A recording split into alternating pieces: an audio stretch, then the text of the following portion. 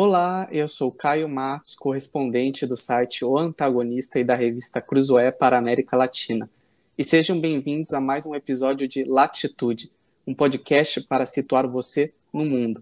Latitude é um podcast que te mantém bem informado sobre os fatos internacionais e a diplomacia brasileira.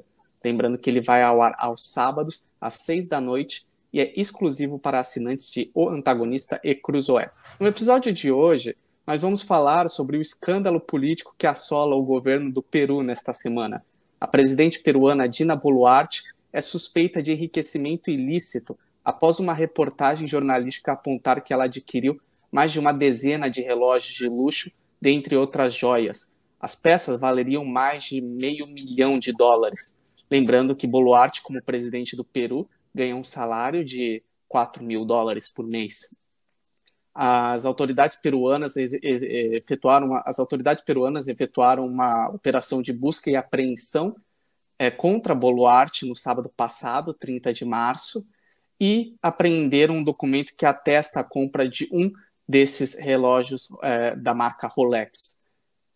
Desde então, a oposição peruana conseguiu protocolar no Congresso uma moção de destituição da presidente Dina Boluarte.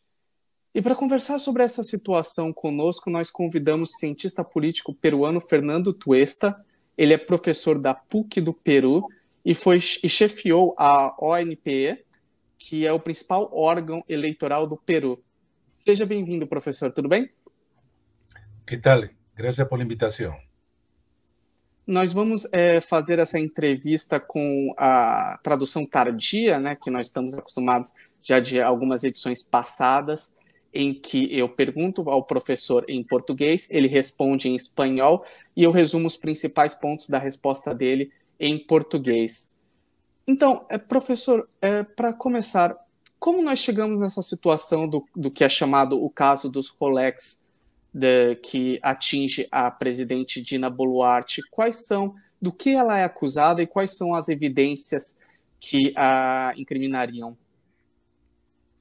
Bueno, todo esto empezó con una investigación de un podcast que se llama La Encerrona, que comenzó a verificar fotos y audios de presentaciones públicas de la presidenta y llegaron a la conclusión de que ella usaba Rolex. Esto no sería ninguna novedad si no fuera porque en realidad ella, antes de llegar al gobierno, que es el 28 de julio de 2021, era una trabajadora pública con ingresos de más o menos $1,100. Imposible de poder haber comprado ese tipo de relojes. Estamos hablando de más o menos 16 relojes de alta gama, de los cuales 3 o 4 parecen ser Rolex, ¿no? Y entonces esta noticia llevó a preguntas que la mandataria no supo responder. Dijo que ella se los había comprado, pero mucho antes. En realidad estaba mintiendo. Aparecieron entonces algunas otras evidencias que ella mostraba, pues, en sus muñecas, en estos caros relojes. En consecuencia, acá había dos temas. Uno, que ella tenía una cantidad de relojes también alhajas que no correspondían a sus ingresos previos al ingreso al gobierno, en donde se tiene que declarar. Hay una declaración jurada que están obligados a hacer los altos funcionarios. No las consignó. Pero luego la cosa empeoró porque dijo que ella las había comprado y luego hay una casa comercial, Banquero, que es la única importadora de Rolex que no la tiene como cliente. Entonces la pregunta salta, si ella no la compró fuera del país. Y si las compró fuera del país, ¿cuándo? ¿Cómo lo puede mostrar? Así se ha ido enredando. Han pasado más de 2 semanas, ya por tercera semana, y su situación ha ido empeorando porque no da respuestas al país y indudablemente ya hay una denuncia ante el Ministerio Público, la Fiscalía de la Nación. Bom, então o professor basicamente relembrou que a Dina Boluarte, antes de chegar ao governo, ela chega ao governo primeiro como vice-presidente, né? Primeiro, só para contextualizar um pouco a situação, ela chega ao governo como vice-presidente em 2021, com então o governo do Pedro Castillo, o antecessor dela, e antes dela assumir a vice-presidência e virar uma alta funcionária do governo, ela era uma servidora pública comum, com um salário de $1.100. Então, ela não teria conseguido adquirir ingressos suficientes para que a compra dessas joias, que, como eu comentei na nossa abertura, estão estimadas em mais de $500 milhão. O professor também lembrou que quando uma pessoa assume alto cargo no governo, precisa declarar as suas posses, e Boluarte não declarou nenhuma dessas joias quando assumiu a vice-presidência, nem depois quando assumiu a presidência com o impeachment do Castillo em dezembro de 2022. Outra coisa que o professor comentou que é muito interessante é que Dina Boluarte não tem registro de compra de Rolex nos principais revendedores do país. Então, a suspeita de que ela teria comprado fora do país. Pois bem, professor, então, eu queria te perguntar, quais são as probabilidades dessa investigação levar à destituição da Dina Boluarte? Hay que separar dos niveles, la parte, digamos, meramente jurídica y la parte política. En la primera parte, la presidenta no puede ser enjuiciada durante su mandato, no puede ser enjuiciada, pero sí el fiscal lo que puede hacer es lo que se llama una investigación preliminar, y es lo que ha hecho. Digamos, a partir de eso puede sacar una conclusión y decir que se le puede denunciar por tal figura, pero hasta ahí nada más. No se le puede iniciar un proceso judicial porque ella está protegida. Esto es lo que ha ocurrido hasta ahora, ¿no? Están en la etapa de investigación, repito, preliminar.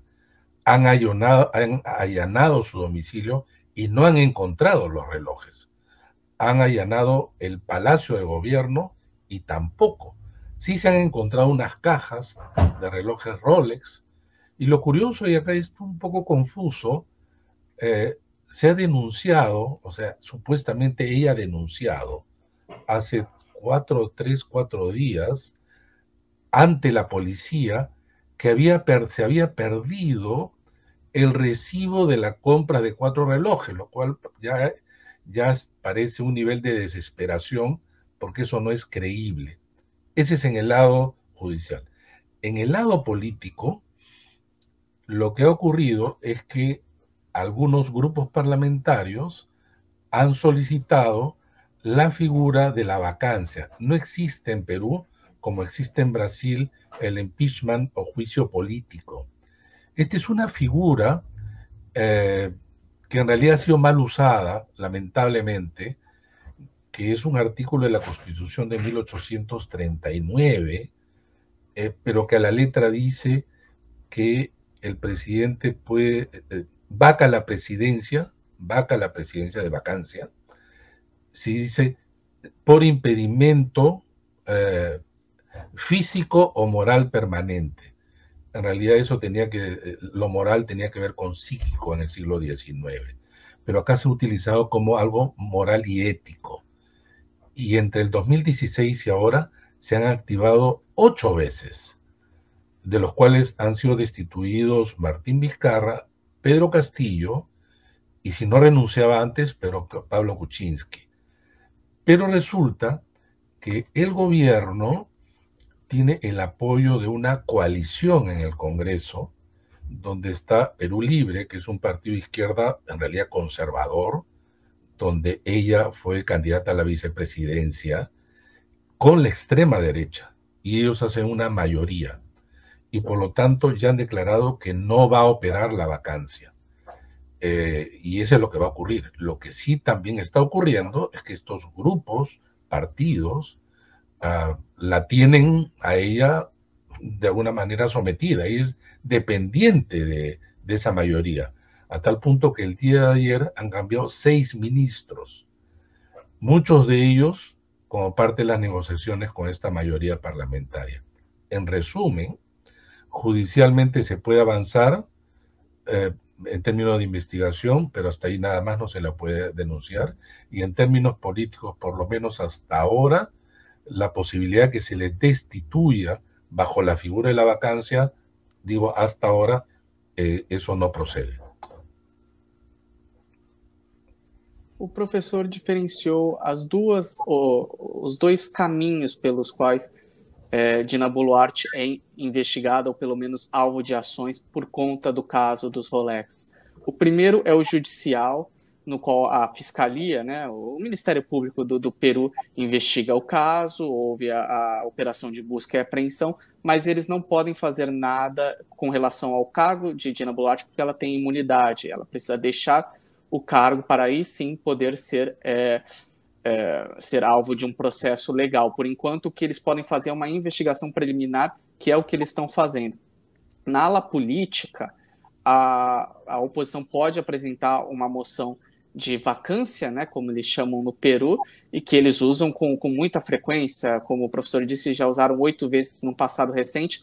2 presidentes, incluindo o antecessor da Dina Boluarte, caíram por conta dessa vacância, e um terceiro renunciou antes que pudesse sofrer o impeachment.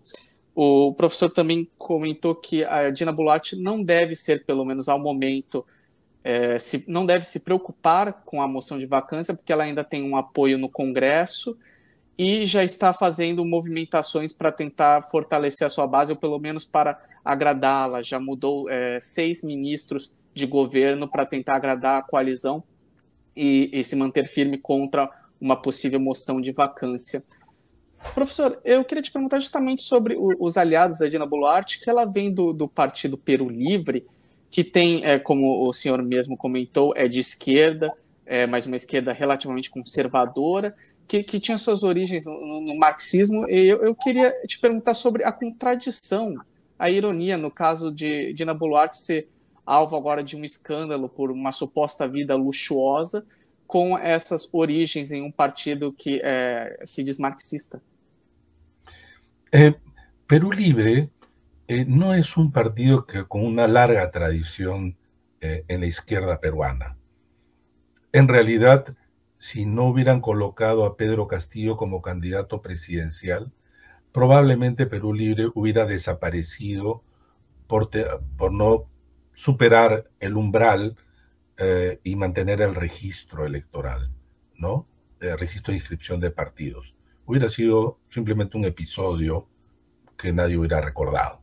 Este era un partido que se forma en la región central andina del Perú, tiene como su líder a Vladimir Cerrón, pero que este señor actualmente está prófugo de la justicia porque fue gobernador de la región de Junín, prófugo de la justicia, es el líder máximo. Pedro Castillo está preso por intento de golpe y la posibilidad que, si es que ella sale del gobierno de Dina Boluarte, de también acompañarlos, es alta. Bueno, entonces parece irónico que estos 3 personajes dentro de la fórmula presidencial terminen en el mismo lugar. Pero, repito, esta es una agrupación que no tiene una tradición, es más, digamos, y digo conservadora, una izquierda conservadora, porque en términos sociales, culturales, se alían con la extrema derecha, ¿no? Ellos son, y su líder principal es una persona que repite versos de manual de las izquierdas de los 70s. Entonces, allí, pero a su vez es muy pragmático, ¿no? Se alía con la derecha, en otro momento lo ha hecho con otros sectores también de esta naturaleza. Vladimir Cerrón, que es prófugo, digo, ¿no? Ahora bien, Dina Boluarte tampoco es que tiene una larga tradición política. Ella es una persona que fue candidata a una alcaldía distrital y luego estuvo en la, digamos, fórmula presidencial, porque en el Perú se está obligado que en las fórmulas presidenciales esté al menos una mujer de los tres. Ella no tenía una experiencia, repito, política. Tú la escuchas, se le escucha hablar, no tiene una formación profesional destacada, ¿no? Eh, por lo tanto, repito, este grupo político Perú Libre nunca ha sido destacado en el Perú, no tiene una tradición de líderes, de formaciones, de otras izquierdas que han existido, o incluso ahora, pero sin el protagonismo dado por los resultados electorales del 2021, que a todas luces fue una sorpresa, ¿no? Pedro Castillo, que además se inscribió en el partido medio año antes. Pedro Castillo, digamos, tampoco tenía una formación de esas que tú puedas encontrar en las clásicas formaciones de izquierda, no solamente peruana, sino latinoamericana. O professor comentou que, basicamente, o Peru Livre e a Dina Boluarte não têm tradição política, não tem uma formação política consolidada e que, na verdade, o partido quase esteve à beira da extinção e foi salvo pela eleição surpresa de Pedro Castillo em 2021, que o próprio líder do partido é mais um pragmatista do que um ideólogo mesmo de esquerda, que basicamente repete versos da esquerda estereotipada, digamos assim, e que, acima de tudo, é um partido pragmático, sem tradição, e que, bom, atualmente se alia com a direita, né, no governo de Dina Boluarte. Nós estamos conversando com o professor Fernando Tuesta, cientista político peruano da PUC do Peru e ex-presidente da ONPE, o principal órgão eleitoral do Peru. Professor, esta não é, o caso dos Rolex, não é a primeira crise que Dina Boluarte enfrenta na sua presidência. No comecinho mesmo, em dezembro de 2022, ela foi responsabilizada, pelo menos por manifestantes, pela morte de 50 manifestantes nos protestos que se desencadearam com a crise, o impeachment do Pedro Castillo, lá em dezembro de 2022. Como o senhor compara essas duas crises? E como qual o senhor acredita ser a mais grave? El nivel de degradación de la política peruana es muy grande. Las élites políticas son de un nivel ahora nunca antes visto, de baja calidad. Hay un alto fraccionamiento, solamente para que tengan idea. Ingresaron 9 grupos parlamentarios al Congreso. Hoy hay 14. De los 130 congresistas que hay en el Perú, más de la tercera parte ya salieron de los grupos parlamentarios. Hay entonces fraccionamiento, hay falta de lealtades partidarias firmes, pero lo que sí es cierto es que se han conformado desde el 2016 coaliciones que han acosado, se han opuesto, han controlado a los presidentes. De tal manera que del 2016 hemos tenido que ningún presidente ha terminado un periodo de gobierno por cualquier razón. Del 2016, estamos hablando 8 años. Pero Pablo Kuczynski, Martín Vizcarra, Manuel Merino, Sagasti, Pedro Castillo, Dina Boluarte, 6. Y probablemente no termine su mandato el 28 de julio del 2026. Eso está por verse.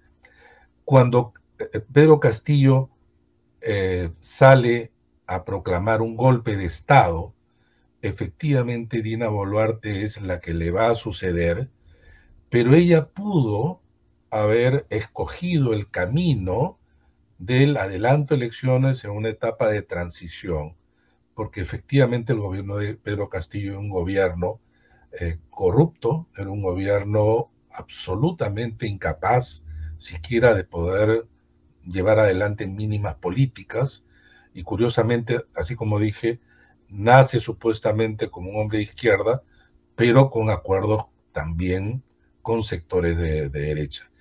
Y es allí, hay que recordar que esto ocurrió el 7 de diciembre, acá el 8 es feriado, 8 o 9 de diciembre, durante esos 4 días, Dina Boluarte pudo, como se le exigía, eh, desarrollar un plan de transición de adelanto a elecciones.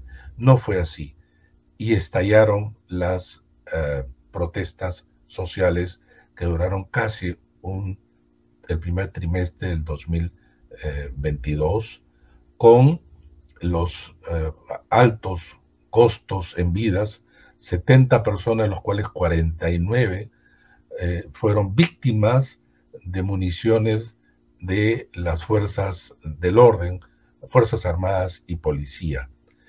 En ese momento fue el momento más difícil. Se discutió incluso en el Congreso el adelanto de elecciones. Pero como decayeron las movilizaciones sociales, el estallido social se apagó, entonces esta mayoría en el Congreso simplemente no procesó el adelanto de elecciones. Igual ocurre ahora. Sin embargo, acá este es el punto y por eso la crisis que erosiona la democracia peruana, porque desde ese momento hasta ahora, la aprobación de la ciudadanía a Dina Boluarte ha caído, nunca fue alta, pero ha caído y estamos hablando de alrededor de 8%. Es la presidenta menos aprobada de toda América Latina. Y el Congreso tiene una aprobación de 6%. Entonces, claro, estamos hablando de los dos poderes representativos con un bajísimo apoyo, pero ellos están dispuestos a que esta coalición se mantenga porque la salida a través de adelanto de elecciones los perjudica. Dina Boluarte va a tener que enfrentar a la justicia peruana, donde ya sabemos que hay varios presidentes procesados y algunos encarcelados. Y por otro lado, los congresistas, que son de un perfil, y lo digo habiendo observado la política peruana 4 décadas, de una calidad cada vez peor, ¿no? Muchos de ellos portadores de intereses mercantilistas, cuando no mafiosos. Y claro, como congresistas, ellos ganan alrededor de $10,000, perderían esos ingresos, estatus, poder, además canalizar intereses, repito, mercantilistas. Eso no lo van a hacer. Y por lo tanto, hasta donde puedan, se van a mantener hasta el 28 de julio del 2026. Mas o senhor acredita que a crise atual o escândalo, melhor dizendo, dos Rolex desestabiliza mais o governo que aquele que justo no início do mandato da Dina Boluarte, com as mortes nos protestos? A ver, estamos en una situación, repito, bastante compleja porque, por un lado, uno pensaría que difícilmente un presidente puede mantenerse en el poder luego de los estallidos y las muertes que se produjo y donde el gobierno no asume responsabilidad, ¿no? Ni siquiera a mandos intermedios, ninguna responsabilidad. Ahora con esto tampoco. Y entonces uno dice cómo se sostiene estos dos poderes, porque también hay que precisar que no existe una oposición a esta coalición, no existe una oposición y lo suficientemente fuerte como para romper, digamos, esta situación de degeneración de la política, ¿no? Y también hay una suerte de cansancio ciudadano, ¿no? Apatía, desgano, desinterés, decepción. Y ese es lo preocupante, porque si es que no pasa nada, igual van a haber elecciones en abril del 2026 y podrían ocurrir que vuelvan a aparecer y presentarse y salir elegidos más o menos el perfil de los políticos que ahora tenemos al frente.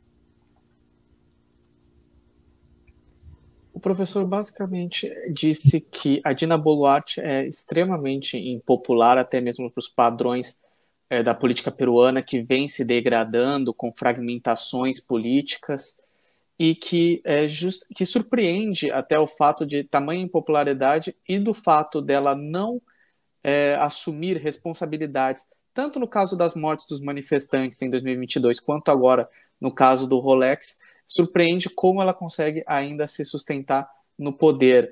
E um dos motivos para isso é justamente a fragilidade da oposição. Como o professor comentou, a política peruana está muito fragmentada e isso prejudica também a oposição. Ele também comentou que a Dina Boluarte poderia ter adiantado as próximas eleições peruanas que acontecerão em 2026, né? Ela poderia ter adiantado ainda em dezembro, em dezembro de 2022, quando ela assumiu o cargo depois do impeachment do Pedro Castillo, o antecessor dela, que tentou um golpe de Estado para se manter no poder enquanto ele foi acusado de corrupção. Então, a Dina Boluarte poderia ter adiantado as eleições teriam ocorrido, se eu não me engano, corrija-me, professor, teriam ocorrido agora neste mês mesmo, de abril de 2024. E eles conseguiram conter as manifestações, a base aliada se reorganizou e conseguiu postergar as eleições para até 2026, porque é o que interessa a Dina Boluarte. Professor, eu queria te perguntar justamente sobre a instabilidade política agora, porque o que acontece, como o senhor comentou na sua última resposta, o Pedro Castillo, o antecessor da Dina Boluarte, sofreu impeachment, ele tinha tentado um golpe de Estado para tentar se manter no poder, não conseguiu, sofreu impeachment. Nós tivemos outro presidente destituído por impeachment e um terceiro que renunciou antes de sofrer o impeachment. Nós também tivemos um presidente que renunciou com menos de uma semana, ou cerca de uma semana no governo por conta de manifestações. E tivemos um governo de transição que foi talvez o mais estável nesse período desde 2018, que nós tivemos 6 presidentes no Peru. O que explica essa instabilidade política no Peru?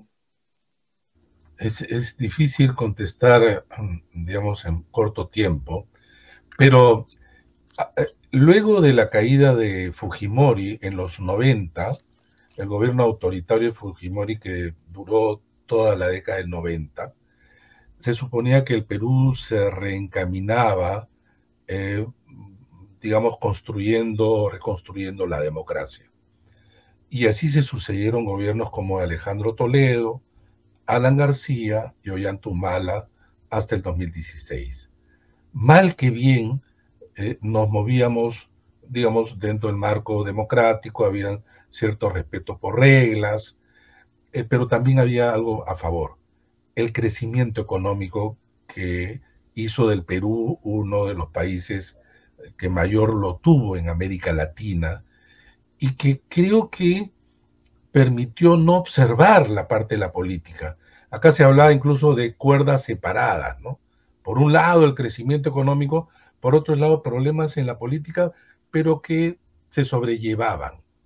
Pero en el 2016 ocurrió un hecho nunca antes visto. Sale elegido Pedro Pablo Kuczynski y el partido que había quedado segundo, el partido fujimorista Fuerza Popular, consigue 73 escaños de 130. Vale decir, la mayoría absoluta del Congreso. Nunca antes en la historia un partido opositor solo, sin alianza, conseguía la mayoría absoluta. Desde el inicio, el fujimorismo logró acosar, logró presionar y hacer una oposición drástica al gobierno de Pedro Pablo Kuczynski, y que lo llevó a la renuncia cuando iba a ser vacado, ¿no? Y esto hecho es importante porque Keiko Fujimori no reconoce el triunfo de Pedro Pablo Kuczynski, que fue un triunfo en segunda vuelta efectivamente muy pequeño, cuando ella en primera vuelta casi lo había duplicado a él en votos. Y acá empieza todo este ciclo de inestabilidad porque asume Martín Vizcarra y también es apoyado por el Congreso, pero él luego se distancia de él, logra encabezar medidas reformistas y el gobierno, el Parlamento se opone, pero él tiene, digamos, el apoyo de la opinión pública y cuando le impiden a Vizcarra llevar adelante políticas bajo un mecanismo que hay en el Perú que se llama cuestión de confianza, y constitucionalmente él disuelve el Congreso. Pero luego el siguiente Congreso que se elige, que iba a completar el mandato, va a vacar a Vizcarra, ¿no? Esto ya lo conocimos, tú bien lo has dicho, ahí hay un periodo también muy pequeño de Manuel Merino, que la gente lo rechaza porque era de esta mayoría en el Congreso. Entonces, en el Congreso, lo que ha aprendido el Congreso como experiencia es que tiene mucho poder. Han pasado 3 congresos y cada vez más estos congresos han sentido que tienen poder a tal punto que repiten la siguiente frase. Dice, el Parlamento es el primer poder del Estado. Que claro, eso en la Constitución no es así, porque hay los poderes clásicos en democracia que son 3, el poder ejecutivo, legislativo y judicial, que se balancean entre ellos, no hay uno encima de otro. Pero en la práctica, el Congreso sí ha logrado, digamos, acosar al gobierno, vacar gobernantes, pero no solamente eso, sino copar instituciones claves como el Tribunal Constitucional, la Defensoría del Pueblo. Ahora mismo, los congresistas que son denunciados por el Ministerio Público, estos mismos congresistas los denuncian a los fiscales, a jueces, a miembros de la Junta Nacional de Justicia. Entonces, ya el nivel de confrontación entre los poderes, el nivel que ha polarizado también al país, nos tiene una situación como esta, desechando las necesarias reformas que pudieron llevarse adelante. Bueno, personalmente yo presidí lo que se llamó la Comisión de Alto Nivel para la Reforma Política que presentamos para que se puedan proceder a hacer estos cambios a nivel normativo institucionales, pero luego vino la pandemia, la destitución de Vizcarra y quedó en nada, y por el contrario se ha retrocedido, ¿no? O professor disse que desde a caída da ditadura do Fujimori, na década de 90, o Peru passou por um período de estabilidade e crescimento econômico que até ofuscou a certa instabilidade política que poderia haver. Só que a virada decisiva foi em 2016, quando Pedro Pablo Kuczynski ganhou a presidência por uma margem bem pequena e teve a vitória contestada pela Keiko Fujimori, a filha do ex-ditador. E o Fujimorismo, o partido do Fujimorismo, conseguiu ganhar naquelas mesmas eleições maioria absoluta no Congresso e passou a ser de oposição dura ao Kuczynski, que foi o primeiro presidente dessa leva de 6 presidentes desde 2018. Lembrando que ele renunciou um pouco antes de poder sofrer o impeachment. Então, foi a partir de 2016, com essa composição da oposição fujimorista contra o Pedro Pablo Kuczynski, que chegamos a esse cenário de instabilidade. O professor também comentou um dizer que é comum, que achei muito interessante também, que se fala que o parlamento é o primeiro poder do Estado, o que demonstra tamanho grau de instabilidade política e de desrespeito ao equilíbrio dos 3 poderes no Peru. Nós estamos conversando com o cientista político peruano Fernando Tuesta, professor da PUC do Peru e ex-chefe da ONPE, o principal órgão eleitoral do Peru. Professor, continuando sobre essa questão do equilíbrio entre os poderes, eu queria te perguntar sobre uma mudança constitucional recente no Peru, que em março o Congresso aprovou a recriação do Senado, porque o Peru hoje é unicameral, ou seja, só existe uma Câmara no parlamento, e muitos analistas dizem que justamente o fato de só existir uma única Câmara facilita essa desestabilização do Peru. Pela sua última resposta, eu acredito que o senhor concorde com isso, mas poderia elaborar um pouco mais sobre isso e se a recriação de um Senado no Peru pode trazer estabilidade à política do país.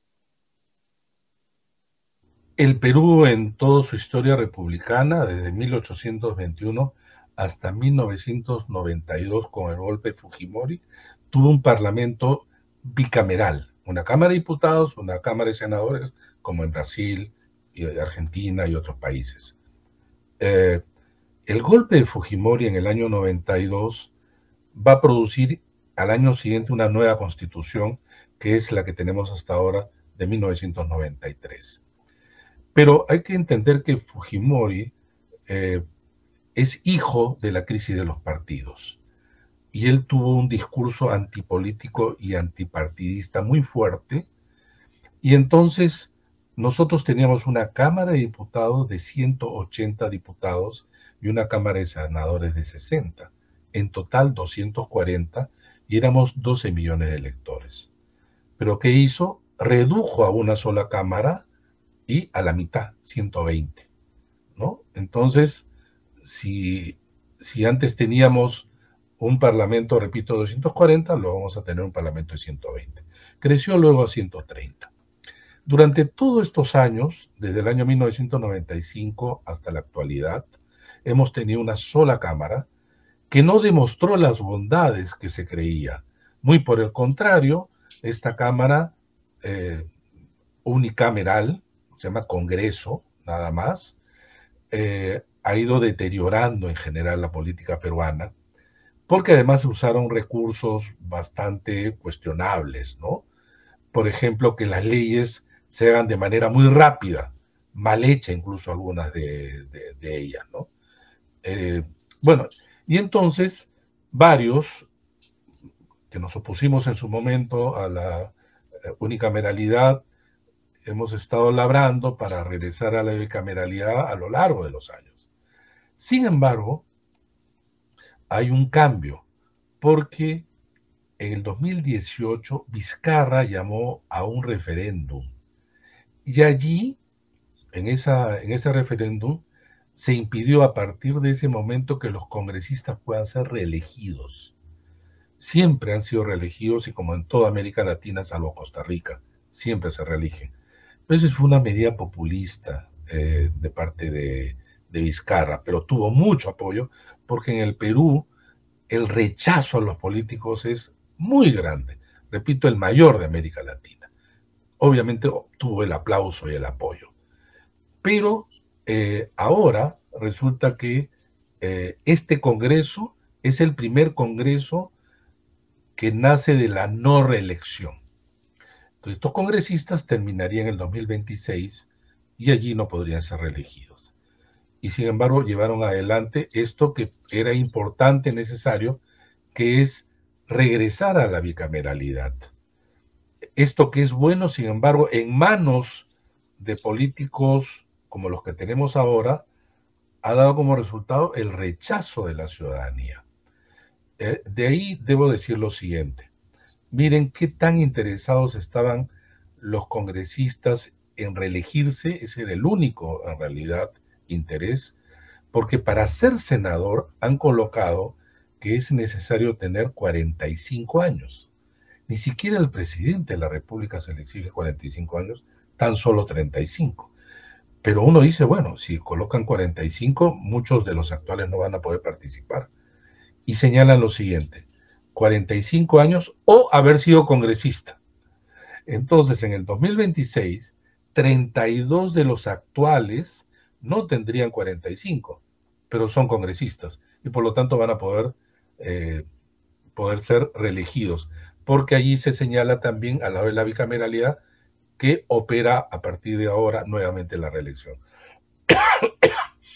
Por otro lado, el Senado se está convirtiendo en un superpoder. ¿Por qué? Porque el Senado es la Cámara revisora, pero además recibe de diputados el proyecto de ley, los revisa y si está de acuerdo lo manda para que lo firme el presidente. No es que los devuelve a diputados para que el diputado se envíe a la presidencia. Y aquí viene lo de superpoder. Si es que lo rechaza el proyecto de ley de diputados, no lo devuelve para que lo revise y lo cambie de diputados, sino se archiva. Se archiva. En consecuencia, vamos a tener en el 2026 una Cámara de Diputados con un mínimo de 130, como los actuales congresistas, más un Senado de 60. Siempre es mejor, pero eso dará estabilidad. Y acá yo digo algo que señalo a mis alumnos también lo siguiente. Es como construir un edificio inteligente. Puede ser perfecto, pero puede ser mal usado. Importa mucho quiénes son los que lo van a habitar. Y los que lo están habitando ahora están haciendo destrozos en la institucionalidad del Perú.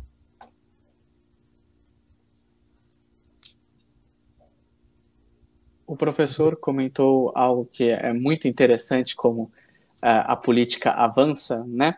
Porque o sistema unicameral que existe hoje no Peru é uma herança da ditadura do Alberto Fujimori, da década de 90. Só que o que acontece, o Martim Vizcarra, que é um dos últimos presidentes do Peru, que foi um dos últimos presidentes do Peru, naquela linha dos 6 presidentes em 5 anos, ele propôs um referendo para acabar com a reeleição no Congresso peruano, como é chamado a única Câmara do Peru hoje.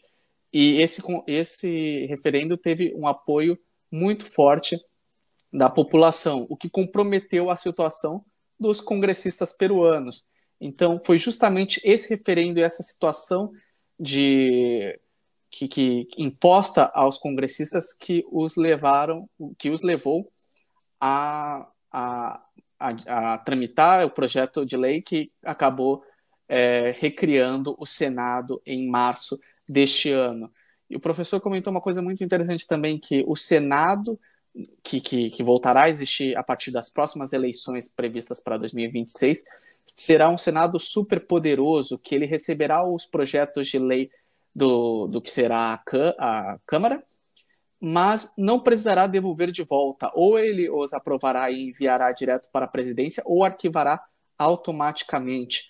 E o professor, então,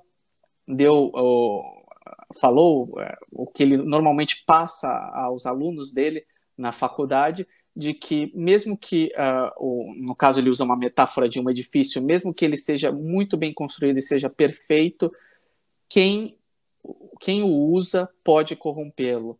Então, é isso que pode vir a acontecer no Peru com esse super Senado.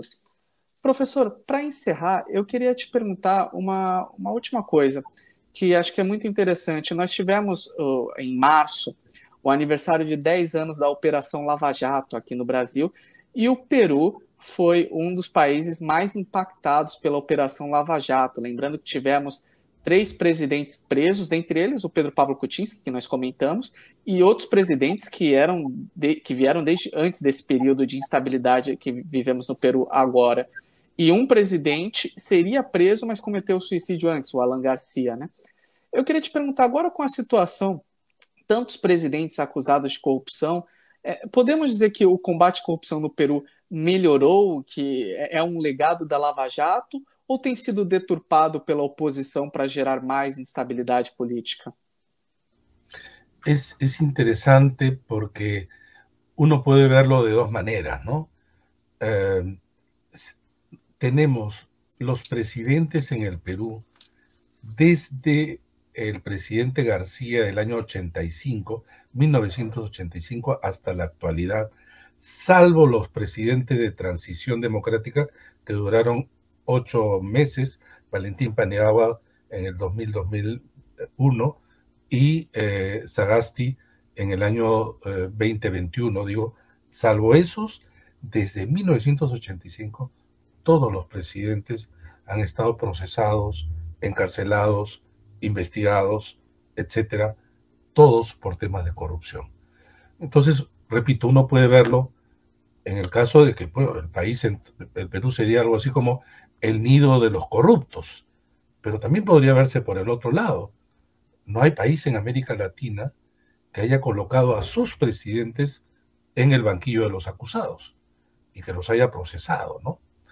Lo de Lavallato fue un caso efectivamente que hizo estallar mucho de lo que había sido la política peruana y el sistema de justicia. El sistema de justicia también ha sido, ha producido desconfianza, rechazo de la ciudadanía, no funcionaba bien, pero sobre todo el Ministerio Público comenzó a funcionar. Un grupo de fiscales comienza a desarrollar estas investigaciones que sin embargo no son fáciles, ¿no? Todavía, por ejemplo, salvo un caso, no están procesados y se han terminado en el fin de los procesos judiciales. Eso están tardando años y eso también ha debilitado a la fiscalía. Entonces, lo que ha ocurrido en el Perú también para muchos es que se dice pues que la política ha sido judicializada, ¿no? Y la justicia ha sido politizada. Claro, esto no es solo propio del Perú, esto también sucede en muchos países. Pero, por ejemplo, todo lo que es Odebrecht, Lavallato, no han terminado. No solamente presidentes, habría que recordar, también han sido alcaldes.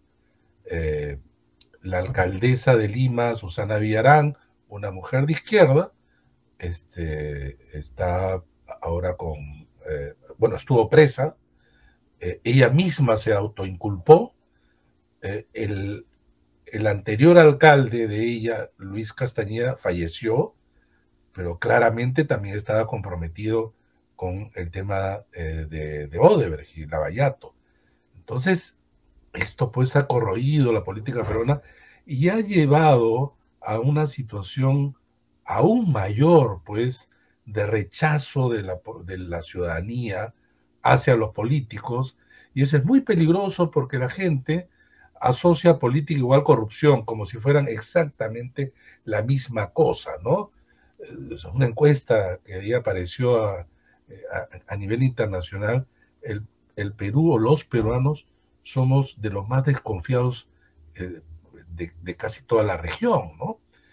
Esta desconfianza, sin embargo, lleva a que cuando uno se enfrenta a elecciones, tengas desconfianza, tengas rechazo, tengas